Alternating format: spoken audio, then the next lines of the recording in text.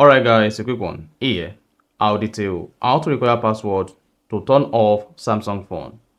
So if at the end of this you found this helpful and informative, please don't forget to like and then subscribe. Now the first thing to do is go ahead and open the settings app. On the settings, scroll down, locate and click on lock screen and AOD. Then locate and click on secure lock settings. Type in your Samsung phone PIN.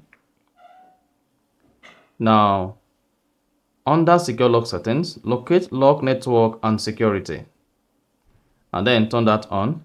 Now if your Samsung phone screen is locked and you want to turn off your Samsung phone, you just need to press the side button, then click on power off, tap power off again, and you'll be prompted to type in your Samsung phone passcode to turn off this, and then you're good.